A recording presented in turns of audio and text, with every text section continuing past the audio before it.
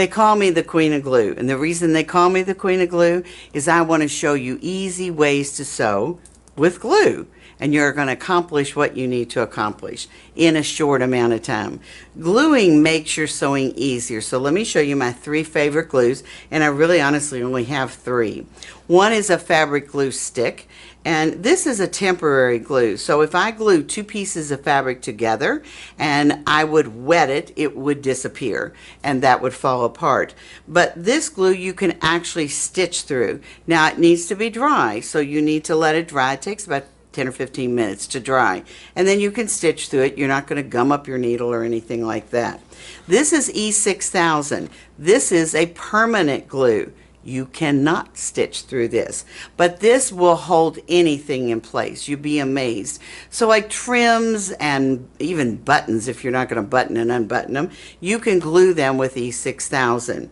E6000 again is a permanent glue. It's washable. So whatever you glue to your garment, you can still wash the garment. Don't put it in the dryer. It says on the package that it's not dry cleanable, but I wouldn't put it in the dryer either, but it is washable. Now the last glue is the one I love the most. This is called Steam-A-Seam. This is a combination of permanent and temporary. So I'm going to wrap this around my finger just a bit so that you can see what this looks like. And this glue is sticky. It comes a 1/4 inch wide, it comes a 1/2 inch wide on the roll, and then it comes by the yard, and I use it all 3 ways, so whichever one you want to purchase. But you see that it's sticky because it's even sticking to my hand. So I could put this glue on something, and I literally could glue 2 pieces of fabric together, like trim. I could put trim on a garment. And the best part about this is I can finger press it together and I can try the garment on. And you can look in the mirror and go, nope, I don't like that. You can remove it. Now, once you say, yes, this is good, and you put your hot iron to this Steam-A-Seam, guess what? You own it. Because what you did was you melted the glue. So then it permanently holds that item together. So you've got 3 kinds of glues. This is temporary, this is permanent, and this is both. It's temporary and permanent. So those are my 3 favorite glues. Now we talked before about the glue stick, and in the notions, the unnecessary notions chapter, I went over this cute little trick with the glue stick, but I'm going to show you one more time because I love it. So if you want to put pockets on both sides of something, whether it's breast pockets or it's pockets on the back of your pants, all you have to do is to glue your pocket in place. It requires no pins whatsoever to glue this in place. Take your second pocket, put it right side to right side, put the glue on the back side of it, and then all you have to do is to line up all your edges. There's nothing harder than to miss the pocket and have it on wrong. So just line up the edges, and then when you take this apart, you are going to have both pockets in exactly the same place without measuring. And this goes for trim as well. You know, a lot of times, and I'm sure you've had this in your life too, you've wanted a certain look and you thought in your head that's the way it was going to be, and you've gone through all of this work to either hand sew or machine stitch something on, then you look in the mirror and that's not what you wanted at all. So this gives you the option of trying something before you're committed to it. Now this is just a plain black t-shirt, and this was an applique, a lace applique, and I literally cut it apart and put the pieces exactly where I wanted the pieces to be. But I glued them all on so that when this glue was dry, and again that takes about 10 or 15 minutes, I could try the garment on and see what I wanted to do. Now with this garment, as I said, it was a lace applique, and I took all these pieces apart. But what I did, I remember when I made this garment, I took extra pieces and I glued them on, and I could put them on me while the shirt was on me. So it just is a great way to try something before you're committed to it. And then I took it off and then I hand sewed it on. So really, really simple to do. Now I'll show you another little trick for this glue stick. Now there's a lot of tricks for the glue stick. And by the way, I always suggest that when you buy one, I suggest you buy 2. And you want to give one to your husband and have him put it in his drawer at work. Because haven't you ever pulled your pocket off or your hem came undone? You could glue yourself back together again and until you could get home and sew it. Now, one of the things I will suggest is when you buy these tubes, you can see comes in a blister pack, and this is fine because it's sealed up. Once you open this, put it in a plastic bag. Just keep it in a plastic bag. If you live in a city that has high humidity, it's going to help it. And if you live in a city that's real dry, it won't dry out very quickly. So let's talk about buttons, because buttons are one of those wonderful things that you can now sew on your sewing machine. But they need to stay where they're supposed to be. So you can put each button down, glue each button in place, take it to your sewing machine, and either hand sew or use the sewing machine to sew the button on, and you'll never be wrong. E6000 is a permanent glue, and before I show you all these tips that I've done on different garments, I want to tell you that one of the best things in the world you could do with this is to actually put it on the back of a button. So I've sewn this button on. I do not want to sew that button on again. If you'll just put a couple of drops on the back of the button, that button will never come off. And it's a great trick for that. One of the things I do want to tell you, and I told you this in the notions chapter, but I'm going to repeat it again.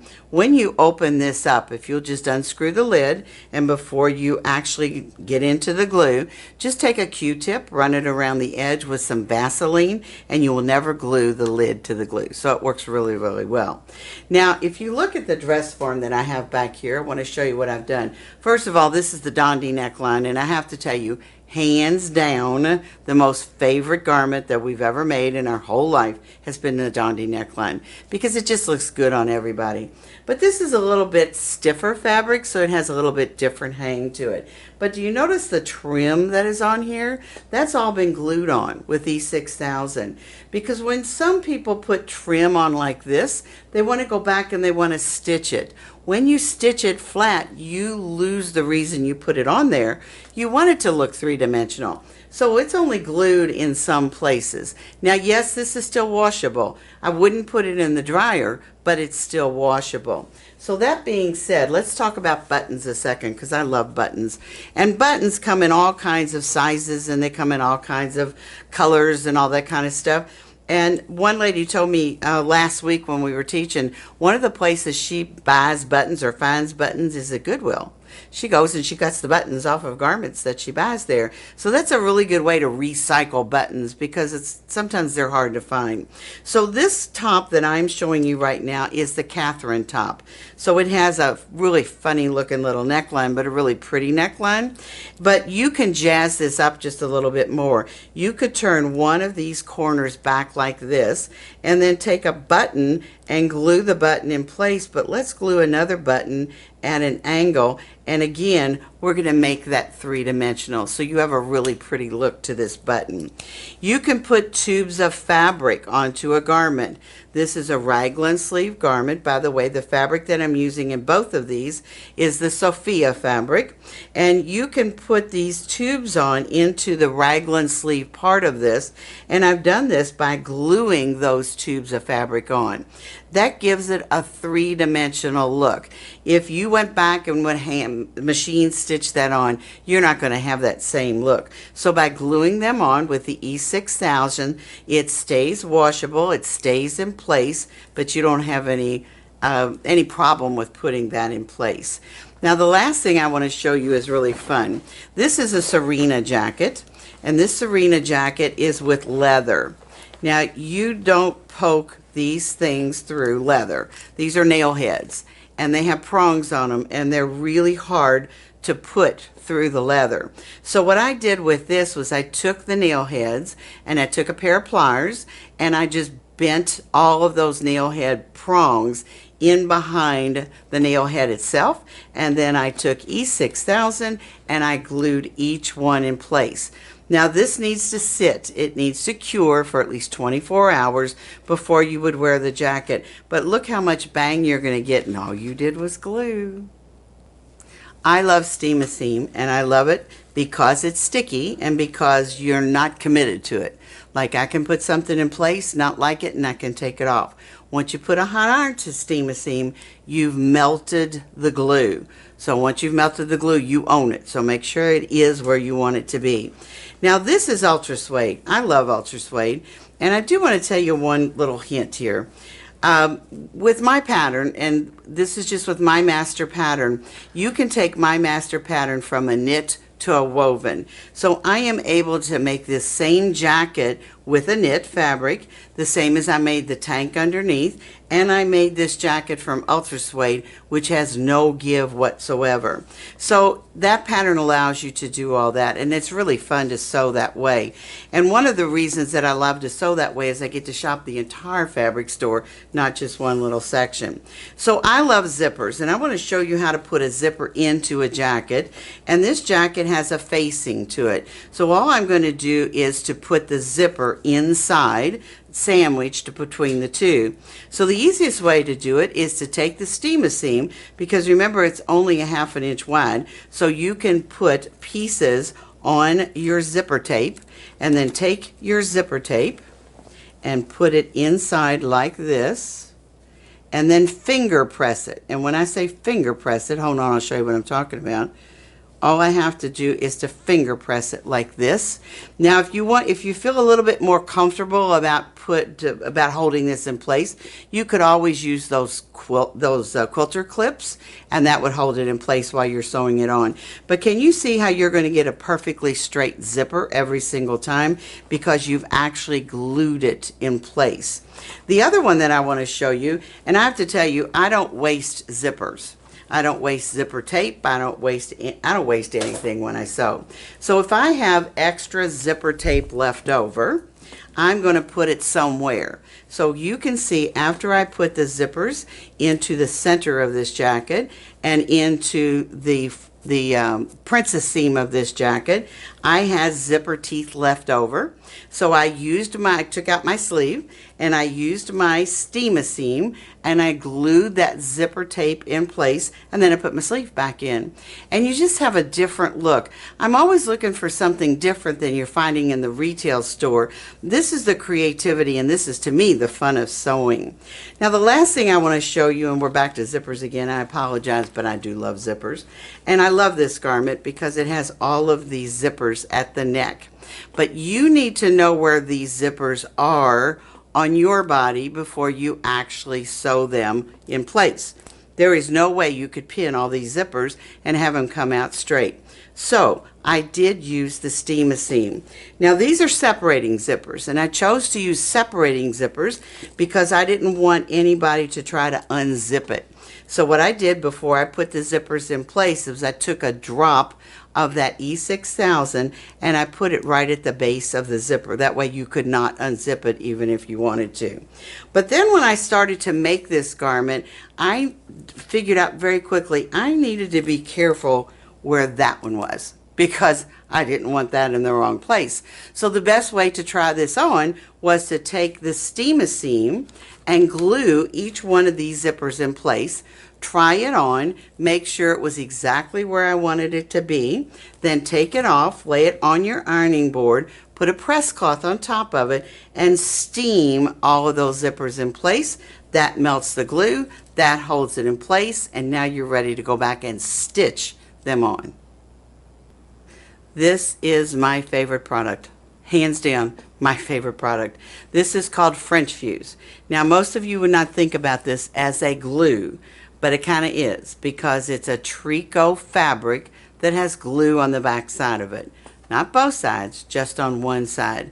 This product will change your sewing, period. I got nothing else but that. You could take a piece of yucky looking sweater knit, put French Fuse on the whole inside of that, and you could make a tailored pair of pants out of it. I have no words other than that to say about it. It's a wonderful product. Now, if you remember Fusey Knit or Easy Knit, that came 23 inches wide. French Fuse comes 60 inches wide. It comes in black or it comes in white, and you can buy that on my website. I love this product. If you've never used it, buy a couple yards and try it. You'll be amazed.